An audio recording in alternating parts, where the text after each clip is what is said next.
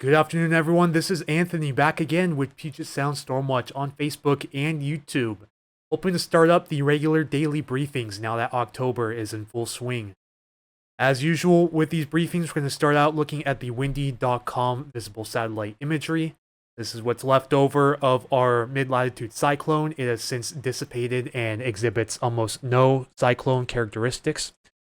It is a little bit of a disturbance that will clip the northern part of our area today. See, it shows a little bit of rain here over northern and central Vancouver Island. We also have a lot of low-level fog still over the area. There was a dense fog advisory that was allowed to expire at 9 a.m. this morning for the southern parts.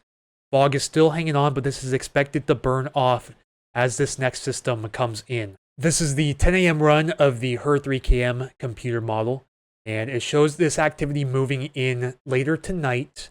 Light showers over the area, but then it wants to set up sort of a deformation band or a heavier shower over the South Sound that gives us a little over a quarter inch over SeaTac through 4 a.m. tomorrow.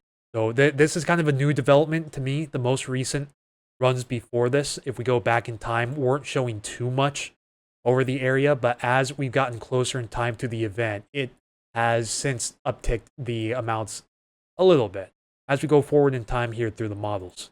Notice how the amounts increase as you go south. The 5 a.m. run of the NAM3KM shows something a little similar, albeit less rainfall totals around the area, and it does show us getting some rain a little bit as well as we go through the day Sunday, but very little. Most of the rain is expected to fall tonight into tomorrow morning, and it's not going to be much. See, it shows a little bit of shadowing up here to the north, and maybe a little bit to the south as well. It looks like between Seattle and Tacoma will be the most favorable spot in the lowlands for any accumulating rain tonight. Max wind gusts through Sunday at 5 p.m. don't look nearly as impactful as with the system that we had coming in. Only shows anywhere between about 35 to 40 mile per hour max wind gusts across the north interior, much less as you head down through the Puget Sound. Most of this is expected to occur anytime between Saturday night and Sunday morning. As we go back in time a little bit, you notice how the wind gusts pick up a little bit out of the Strait of Georgia. This is tomorrow night at 9 p.m. Then some northerlies picking up through the Puget Sound, up to 33 miles per hour possible here at Bremerton as we go into the morning Sunday. Looking at sea level pressure on the European deterministic model, this is as of 5 a.m. this morning. This is what's left over of the mid-latitude cyclone. Notice the rest of it's going to evaporate into nothingness, and then high pressure begins to fill in all around us. We may have a little bit of this low pressure, perhaps sort of a thermal trough feature moving up the I-5 corridor as we go on through Wednesday, and then a potential for another disturbance to move down into the area as soon as Thursday. These are forecasted max 24-hour temperatures courtesy of the National Blend of Models. So these are potential max temperatures around western Washington through Monday afternoon, showing areas of upper 60s, low to mid 70s, especially as you go farther south. Some of these areas could push towards the upper 70s as you go inland and farther south. Otherwise, around the Puget Sound, a nice day in store perhaps on Monday. Going anywhere around 71 to 72 degrees in the Seattle area and a little bit warmer here in Tacoma, upwards of 73 degrees possible. Good news for the wildfire haters out there, we're not expecting very much elevated or surface smoke except for around some of the larger fires in the area. A really refreshing sight to see for sure. Surface level smoke, a little bit, even showing a little fire here in Grace Harbor County. I'm not sure what that's about. One here in western Snohomish County as well. I know there's a fire burning up in the foothills, but not down there. So kind of interested to see where the HER is getting its forecast from here. Let's see, it does show the Labor Mountain fire here along Blewett Pass, putting out a little bit of surface smoke, but not as much as what previous model runs were showing. It's time for a little air quality checkup around Washington State. Outside of some parts of Seattle and the Wenatchee and Yakima valleys, we're doing pretty good on surface level air quality right now. A little bit in the moderate range around the immediate Lake Washington area. But otherwise, we're doing really good, especially the farther south that you go. We have some really low particulate matter numbers. Even around the Bear Gulch fire, only seeing around 22 micrograms per cubic meter of particulate matter. It's time for a quick little wildfire update around Washington State, starting with the Bear Gulch fire. Great news, as of a day ago, the evacuations have been lifted for the north side of Lake Cushman. They do not, however, have any new info on the size or the containment.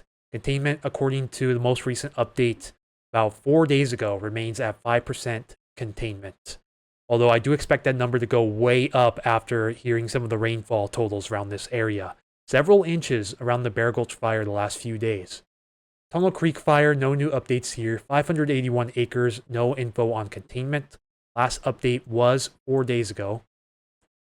So I have this fire I was talking about up here in the Cascades of Snohomish County.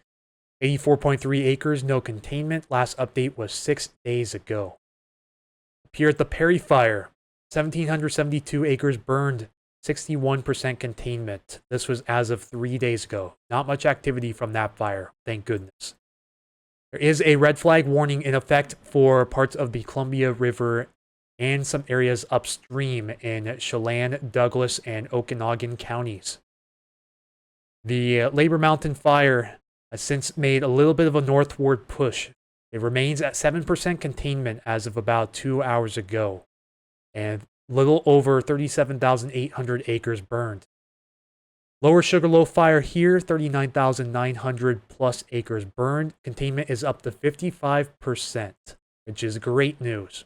The unfortunate news comes when you look a little farther south at the Wildcat fire, burning near Highway 410. This has made quite a northeasterly approach over the last couple days, especially yesterday. Last update was 14,499.5 yesterday, and then today, all the way up to 15,039.8. So 500 plus new acres burned at only 6% containment. This is making a quick approach towards Highway 410 east of Chinook Pass. Before I wrap up today's briefing, a couple of quick little announcements. This is my coffee.com page.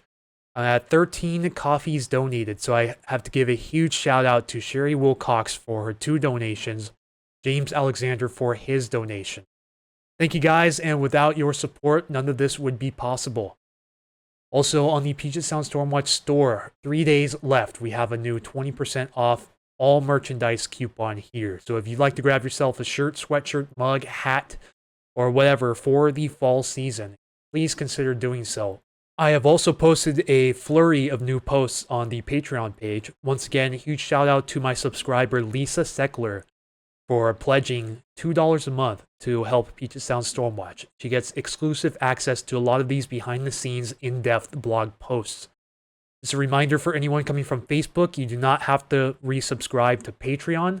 The exact same posts are cross-posted between the Facebook subscriber page and the Patreon Intro Forecaster tier page. Thank you all so much again for tuning in to another briefing. This was Anthony with Puget Sound Stormwatch. Hope you all enjoy the nice weather coming up after this next weekend. Things look a little bit uncertain going into the second half of next week.